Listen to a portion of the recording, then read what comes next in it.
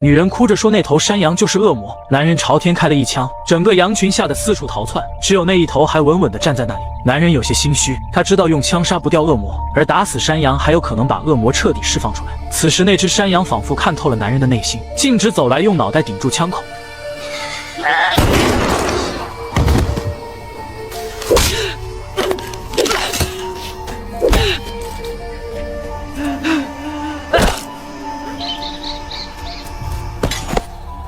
女孩站在旁边看着大人们吵架，一向温顺的狗子忽然咬了上去，这一幕吓坏了女孩的哥哥。正如前面所说，恶魔已从山羊体内彻底释放出来，并且流窜得很快，而只顾着吵架的大人们还没发现这一点。男孩的喊叫终于引起了他们注意。当男人低下头查看的时候，狗子刚好叼着小女孩冲了出来。佩德罗和前妻吓傻了，直到狗子跑出门外才反应过来。前妻的现任丈夫追了上去，可是狗子早已不见踪影。随后他又回屋拿枪，一旁的佩德罗却劝他 No sé pólvora, Leo. Es la hermana de tus hijos, basura.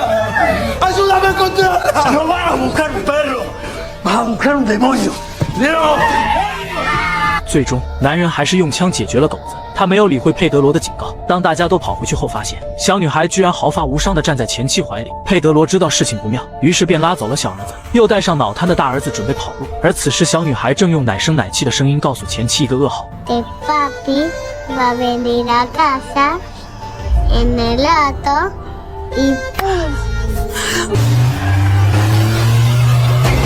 看到这一幕后，佩德罗加速逃了。随后他又接上了母亲和弟弟，5个人一起离开小镇。路上，佩德罗将小镇出现恶魔的事情告诉大家。他和弟弟其实是最早与恶魔接触的人，而另一位朋友和他的妻子已经死在自家羊圈前。拉美人对这种事特别迷信。随后母亲便告诉大家一个传说：如果真的碰到恶魔，第一就是要远离他们周边的动物，第二不要用电力照明，因为只有光明之火的力量才可以防止他们利用影子逃窜。3. 不要触碰被他接触过的物件。4. 不要伤害他们。5. 不要呼唤他们的本名。另外还有最重要的一条，就是枪械不但杀不掉他们，反而还会招来报复。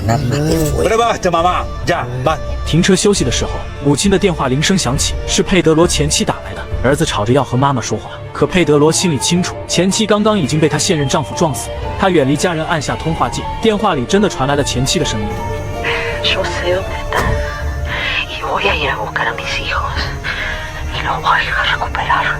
No sabes de lo que soy capaz. Sabrina, Voy a ir yo te vi morir. a buscar a mis hijos, ¿me oís? Voy a ir a buscar. 恶魔用语言摧毁了佩德罗的理智。佩德罗认为是自己把厄运带给了前妻一家，弟弟只能尽力安抚他。他忽然想起有个人能帮他们渡过难关，女人叫米尔塔，曾是弟弟的老师。米尔塔说自己的家里没有电，大家可以安心的住下来。可瘫痪的大儿子却死活不肯下车，还在车上拉了。夜晚，大家都睡了，佩德罗在车上陪着大儿子。可一个身影从远处慢慢逼近，一只带血的手掌拍在了车玻璃上。母亲从睡梦中醒来，一个女人抱着孩子在眼前晃来晃去。可由于老人家吃了安眠药，他迷迷糊糊的又睡了过去。弟弟跑来叫醒了佩德罗，冲到2楼后，他看见抱着儿子的前妻。前妻说孩子将永远跟他在一起，他们要去一个没有危险的地方。随后便踏上阳台跳了下去。来到屋外，阳台下并没有前妻和儿子的身影。佩德罗迅速跑向汽车，大儿子安稳地坐在里面，而车外却不知何时被涂满鲜血，车门从里面锁住。佩德罗敲碎车窗钻了进去，确认大儿子没事后，他又去找小儿子。而此时走过来的米尔塔发现了异常，他叫住弟弟说大儿子体内有一个恶魔，从他手脚的动作就能看出恶魔已经侵占了他的身体，但由于他大脑发育不完全，恶魔无法掌控他的思想，所以他现在被困在大儿子体内。不过这种状态持续不了多久，当他忽然能像正常人一样自由活动的时候，就代表恶魔彻底占有了他。随后米尔塔回屋拿出装备，一边组装一边告诉佩德罗不要去追，因为这是恶魔正在利用人们的恐惧壮大自己。佩德罗越怕失去孩子，恶魔的力量就越强大，而此时他还处在精神力量阶段，如果不能切断恐惧的来源，恶魔将会一直从中收集力量，最终进化成实体形态。想要战胜他只有一个办法，那就是找到第一个被他寄生的腐种消灭掉，而兄弟俩刚好知道那个腐种在哪。 Movieron a un bichado, sabiendo que estaba embichado. Qué imbéciles que son. 随后几人兵分2路，佩德罗和米尔塔带着装备去消灭腐种，弟弟去寻找小儿子，母亲则在家照顾大儿子，等他们回来。关灯行驶了好久，弟弟忽然发现前方有人影，他驾车缓缓地从人影身边经过。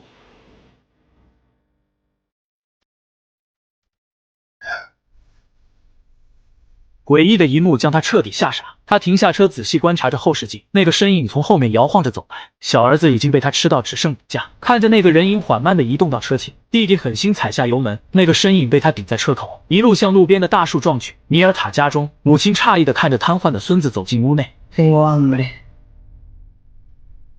Y frío, abuela. ¿Me puedes hacer algo caliente para tomar?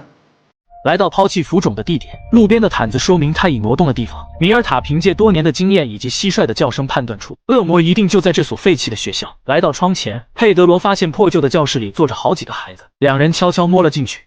Está acá. Lo esconden acá.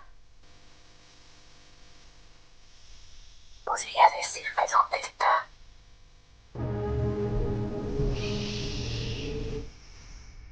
小女孩擦了擦流血的嘴巴，随后脸上沾满了白色粉末，低头看向课桌下，他们的脚上也沾满了同样的东西。米尔塔来到室外剧烈咳嗽，他说从没感受过如此强烈的邪恶气息，而且孩子们全都被他控制。这个恶魔的力量让米尔塔有些害怕，但同时他也十分确定那个浮肿就藏在这里。再次进入教学楼，学生礼堂的舞台引起他们注意，地板上全是白色粉末，而越接近那里，周围的气氛似乎就越加紧张。佩德罗用锤子撬开地板，几具尸体隐藏在其中。正当两人纳闷的时候，那群孩子莫名出现在他们身后。Esos ya no son nenes. Anda a traerme todas mis cosas y no corras. Y te apures. Porque es posible que ahí abajo esté el bicho. 佩德罗小心翼翼地向外移动，当他拿到装备走回礼堂时，刚好看见一个女孩在大喊大叫。Ellos son malos. Van a morir. Tienen que irse. Van a morir. 佩德罗继续撬开地板，米尔塔则在旁边整理装备，谁都不搭理小女孩。地板被撬开一个大口，佩德罗挪走挡在上层的尸体，那具曾经被自己扔在野外的浮肿显现出来，而此时浮肿也忽然睁开了眼，他请求佩德罗赶紧杀掉他，终结这一切。Ni se te ocurra. La única manera de matarlo es con esto. ¡Sácalo!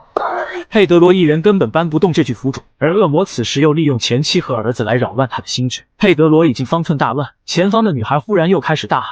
他告诉佩德罗，在办公室有一把消防，用它便可以劈开地板弄出浮肿。可米尔塔却一直在提醒他不要上当，这是圈套，身下有恶魔的调戏，身后是米尔塔的催促，前面还有小女孩的蛊惑。佩德罗已经被吵得失去理智。